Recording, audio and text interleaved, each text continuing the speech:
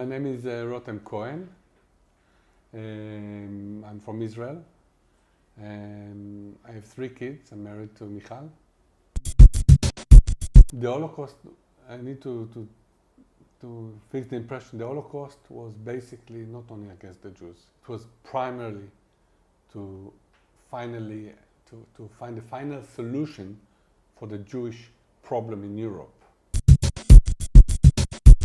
You need to check it, but if I remember right, around 21 million, and they are primarily in the US, because they're all survivors from the Holocaust that went to the US, and Europe and Israel, we have about 7.5 million.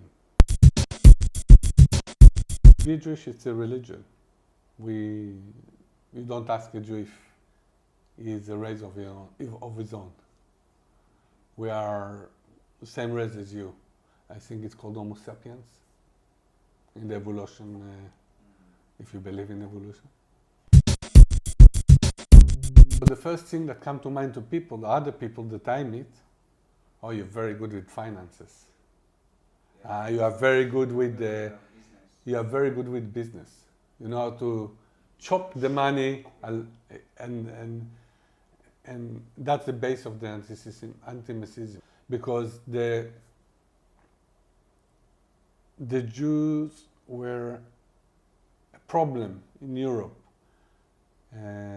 After, the First World War left Germany almost bankrupt, and no work, and very high rates of unemployment. And in general, every time there's a problem in economies somewhere around Europe back then, they found who to blame, and that was the Jews. Because the Jews were controlling the money, were controlling the shops, and controlling the factories, and controlling, and which is basically not right. We are a minority, and minority that suffered from violence and from different angles of racism. We could not get official jobs, we could not get so we had to survive. So maybe that's why we were, as the survivors, we were better than them, in a way, if you can call it that way. There is a story about Goering's father. Goering was one of the engineers, evil engineers, of the final solution for the Jews. And the story says that Goering's father, early in 1900, in Namibia, did some tests for the cyanide, and basically poisoned with cyanide all the wells of the Bushmen in West Africa, Southwest Africa, in Namibia. And basically, that was, I think, the Holocaust for the Bushmen in Namibia. And nobody talks about it, by the way, which is a very unfortunate story. In general, people in grief, they don't need a memorial day, because we live it day by day. But that day is marked around the world. That commemoration day is remembered around the world, and as well in the UN. Our Holocaust Day is in May.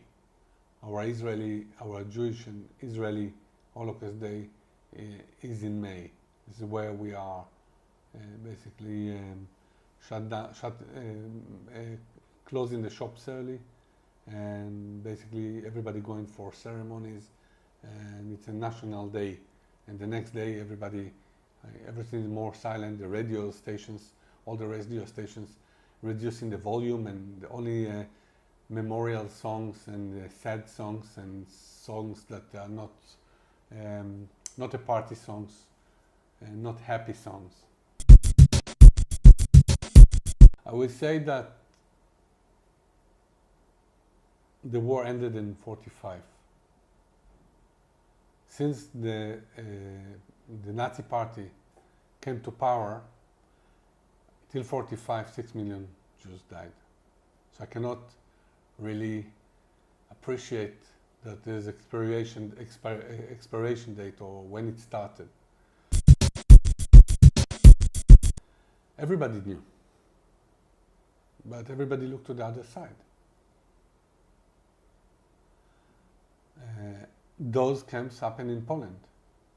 Most of the camps were established and raised in Poland. So let's take, for instance, that's the camp, that's a village.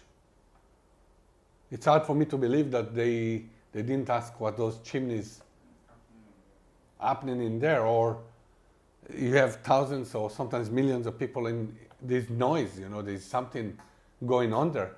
People are shot daily. There are dogs. Why do they need dogs and electric fence? The smell was terrible.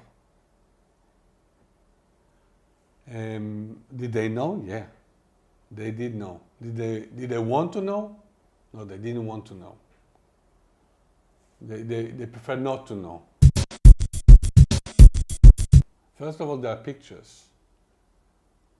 And the Germans recorded on cameras, by the way, on a very specific camera that produced in Germany, in Munich back then, and the factory was bombed. And today we work with that camera, we sell that camera. It's the ARRI camera. That's been used, ARRI Flex. The first, and it's a closure for me, and I think it's a closure for the people we work with in ARRI. We spoke many times about it. They have footage from all over the place, pictures, and there were Jews in the camps hiding cameras, taking pictures, and hiding them in metal boxes, and people found it. So there are evidence. Second, there are few dozens of survivors from the Holocaust. They have a number. The Germans put a number like cattle to mark you had a number, you didn't have a name.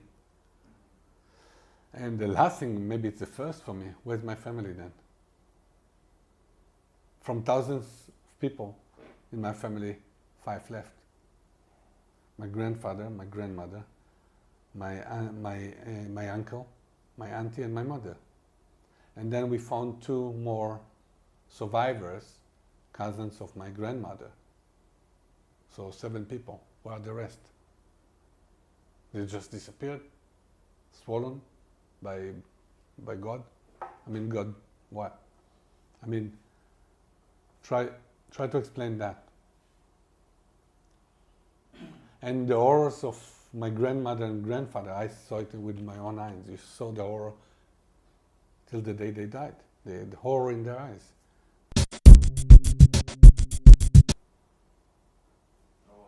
Tough.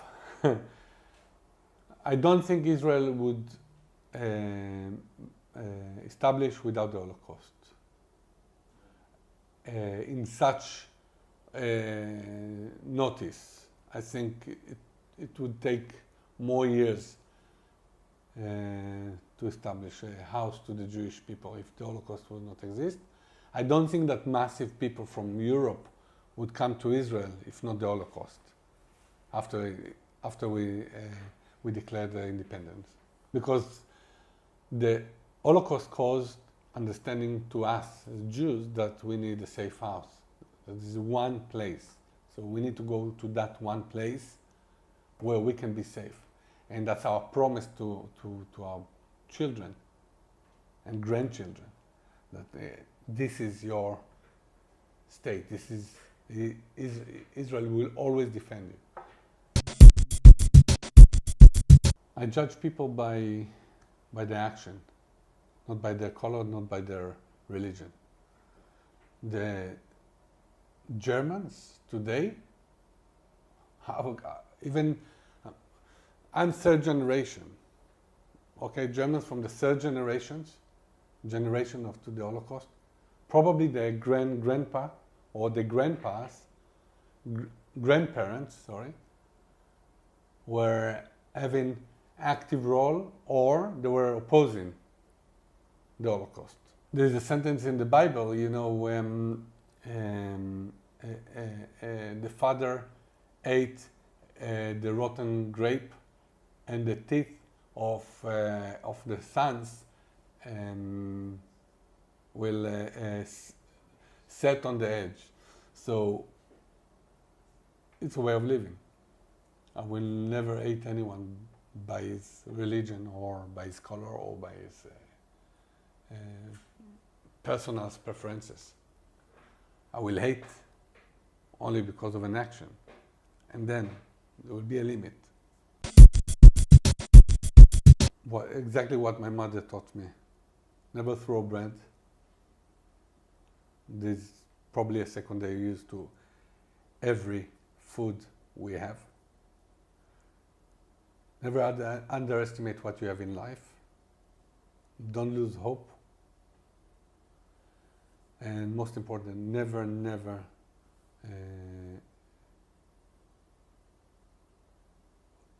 or not never, fight back. Fight back for your family.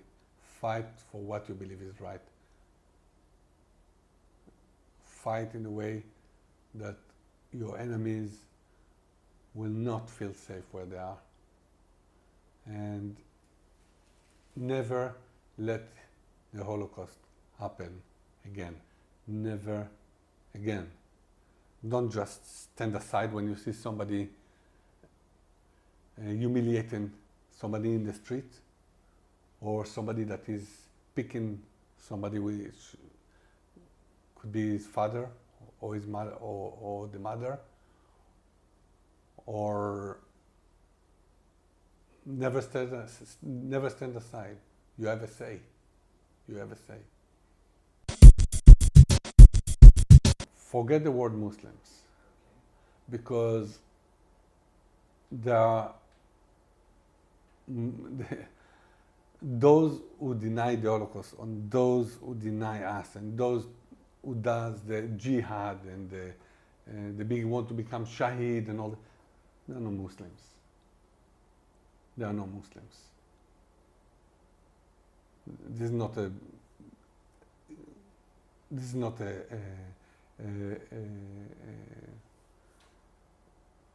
this is not what I call. He's not worshiping God. He's worshiping something else, completely something else. So please don't call them Muslims. And not all the Palestinians are bad. Most of the Palestinians, we live peacefully. We have very good friends in the Palestinian Authority. I have personal friends all over. Terrorism is terrorism everywhere in the world. And the light come out from Israel, and we inspire the world. So if you go backward and you see, unfortunately, in that area, when we warn the world against the evil of the terrorism and the jihad, people were not really. And look today, the world, everywhere in the world, fighting the same wars. In Europe, you have communities of extremist Muslims that don't obey to any law, that don't feel connected to any regime that they live under. So don't blame all the Palestinians, don't blame all the Muslims, because it's not right. You talked about evil power. You know, in order to have saints, you need evil. You need evil people. You can't have saint people and not having evil people, because then you don't see the tolerance between them. I believe it's very fragile right now. We pray for peace in all our prayers, 3 times a day. We pray for peace, and we trust God to show us the way and to lead us to the right direction. I believe that peace should not be based on land or borders. Peace should start from inside. And I call the Palestinians. Let's agree that we abandon the tension from both sides. Let's abandon. You abandon the terrorist activities. We be more tolerated to you in our society. Let's agree that 1 year without a war, without one aggression. And after 1 year, let's sit down and agree how to divide that beautiful land. But after I see 1 year that they are really into peace from heart to heart, peace for peace, not land for peace. The Palestinians have a state of its autonomy. They control it. They control it very good from time to time. But they have this bad boy over there called Hamas and the jihadists, the Islamic Jihad, that they need to control it better. Because my feeling is that the Palestinian Authority is basically the face, and they speak peacefully, and they manage. But on the other hand, they don't fight strong enough the Hamas. And for instance, Gaza, they lost to the Hamas and Jihad, Islamic Jihad. Basically, Gaza they lost for the Iranians' control. So they need to decide whether they want to talk peace or to have real peace, or they want to fight. If they want to fight, we'll fight back, like we do now.